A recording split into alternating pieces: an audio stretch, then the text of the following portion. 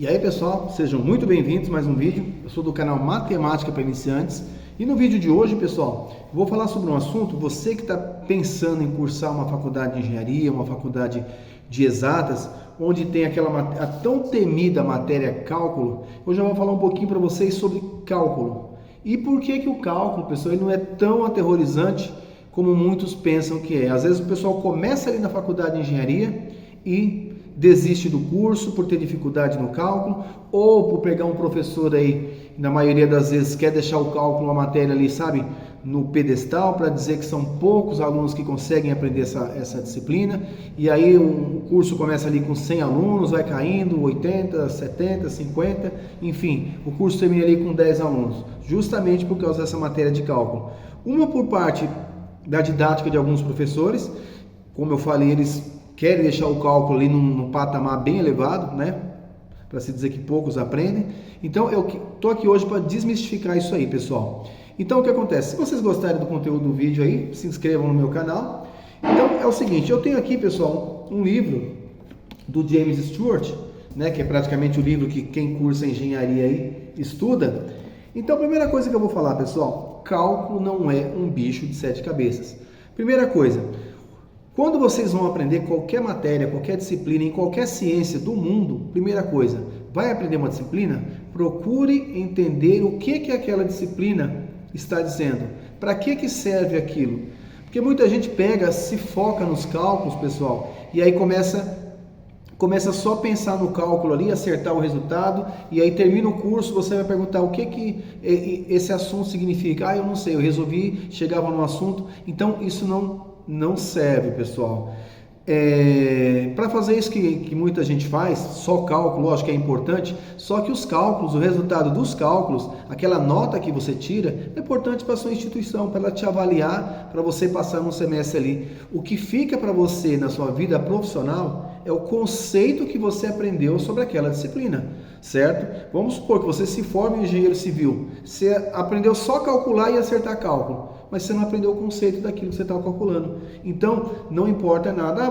Muita gente fala assim, eu posso usar o software, eu posso usar o computador. Você não pode ficar escravo, pessoal, de um software, de um computador, de uma calculadora. A gente tem que entender o seguinte, que softwares, calculadora, eles são para ajudar. Eles não são uma ferramenta ali que a pessoa tem que ficar escravo dela. A concepção tem que estar aqui, na nossa cabeça. E é aí que entra a parte do conceito que a gente tem que entender o que está fazendo. Por isso, quando for estudar qualquer matéria, entenda o que está fazendo. E no cálculo é a mesma coisa. Muita gente acha o cálculo difícil porque não entende o que está fazendo, não entende para que aquilo serve, não entende qual a aplicação daquilo, certo? E aí, se vocês começarem a se perguntar e ir atrás dos conceitos, né, para que realmente vai ser aquilo aplicado, vai ser melhor entendimento para vocês. Então, primeira coisa, vai fazer cálculo? Vai fazer alguma faculdade de engenharia? A matemática básica, ela tem que estar ali forte, porque a gente vai usar muitos conceitos como fatoração, funções, principalmente funções, pessoal, porque o cálculo, ele é baseado todo em funções. Ao tempo todo a gente está vendo funções trigonométricas, função do primeiro grau, função afim, que é a função do primeiro grau, função quadrática. Então, todo o tempo a gente tem que estar lidando com funções, com gráficos. Aí você fala, para que eu preciso entender gráfico? Você, novamente, você é um engenheiro, você é um engenheiro civil, que você olha um projeto ali, você precisa interpretar um gráfico, você bateu o olho e você fala, opa, essa concepção que eu adotei, essa concepção está errada. Por quê? Porque você entende o que o gráfico quer dizer. O gráfico, pessoal, de uma função nada mais é que uma manifestação ali de um assunto, né, de uma situação real. Por exemplo, se eu quero demonstrar um crescimento de um lucro de uma empresa, através de um gráfico.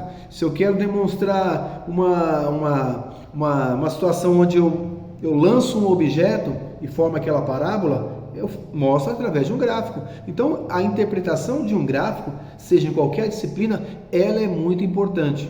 Então, a primeira coisa é entender funções, fatoração, principalmente os produtos notáveis, que é onde a pessoa mais usa.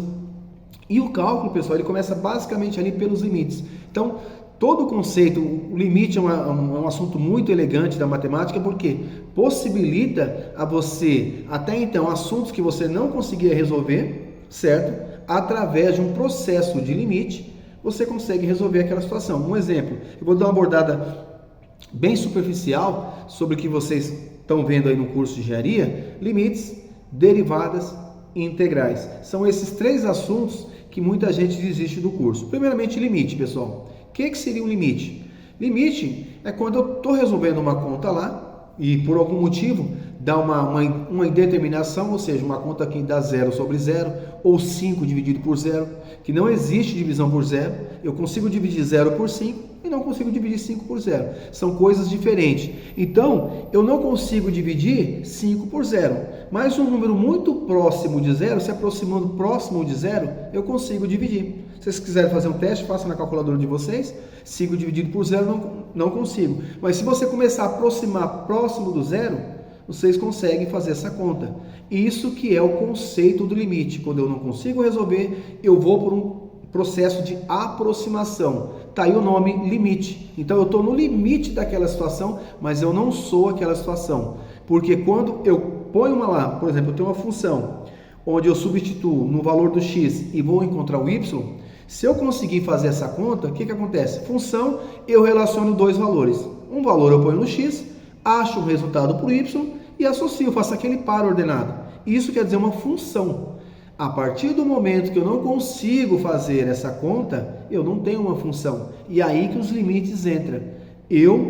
Naquele número eu não consigo fazer a conta, então eu faço a conta com o número aproximando daquele número que eu não consegui, e aí consigo fazer a conta e resolvo a minha função, resolvo o meu problema ali naquele ponto. Segunda matéria, derivadas. O que é uma derivada, pessoal? Derivada nada mais é que uma inclinação, é a inclinação da minha função. É a variação. Quem estuda economia sabe muito bem do que eu estou falando, é a taxa de variação. Por exemplo, eu tenho aqui, eu tenho esse gráfico, aqui, vou desenhar um gráfico, e eu tenho aqui, uma reta. Então, a inclinação aqui, dessa reta, que eu chamo de coeficiente angular, então quanto maior o nosso coeficiente angular, maior a inclinação da minha reta. Então, o que seria a derivada? Seria, pessoal, nada mais que um pedaço, a variação que eu tenho em y sobre a variação que eu tenho em x. Então, eu ando um passo em x, eu tenho alguma variação em y. Eu ando mais um passo, eu tenho alguma variação em y. Eu ando mais outro, eu tenho outra variação em y. Então, a divisão de y, né, que é o nosso delta y para o nosso delta x, é que é o nosso coeficiente angular, que ele está relacionado diretamente com a inclinação da minha reta. Então, isso seria a derivada, essa variação. E também a gente tem, pessoal, as integrais, que na derivada a gente divide, nas integrais a gente multiplica. Então, é uma oposta à outra. Então, a gente está acostumado lá no ensino médio, né, com a geometria plana, com aquelas formas regulares, né, quadrado, triângulo. Quando a gente vai estudar integral, pessoal, a gente tem uma situação parecida com essa. Eu tenho um gráfico aqui e eu tenho uma curva. Se vocês observarem, ela não tem uma forma geométrica definida. E olha o que eu fiz. Eu tracei alguns retângulos e vocês podem olhar aqui, que eu não consigo fazer um retângulo perfeito. Sempre sobra isso aqui. Sempre sobra isso aqui, tá vendo? Então, o que acontece? Em um processo de limite, eu vou reduzir esses retângulos em retângulos muito pequenos, vou enchendo isso aqui de retângulos até que um certo ponto que eu consiga ter um retângulo bem pequenininho aqui, onde eu tenho uma forma perfeita aqui de um retângulo, assim, e eu consigo calcular. Então, a integral nada mais é que, esse símbolo aqui, esse S, né? Tentei desenhar um S aqui, Deixa eu desenhar melhor para vocês, Aqui. Esse S quer dizer a soma de várias áreas abaixo do meu gráfico. Quando eu reduzir esse retângulo aqui em triângulos menores, bem menores, eu consegui um retângulo perfeito. Quando eu consigo um retângulo perfeito, eu sei calcular. Então, se eu somar esses vários retângulos aqui, eu vou ter a área debaixo desse gráfico e eu estou calculando uma integral. Simplesmente isso. Agora, um assunto, pessoal, muita gente tem trauma, né? Não sei quem que já passou pela sexta série, já sabe, quando o professor simplesmente ele chega na sala e fala para o aluno aqui, ó, o quadrado da hipotenusa é igual à soma da medida dos quadrados dos catetos. Então, o cara que ouve aquilo, pessoal, ele vai embora no outro dia, né? Porque ele complicou uma coisa que era só ele ter falado, ó, gente, meninos, a área desse cara aqui, ó, que eu já estou vendo quadrado, é igual à área desses dois caras somados.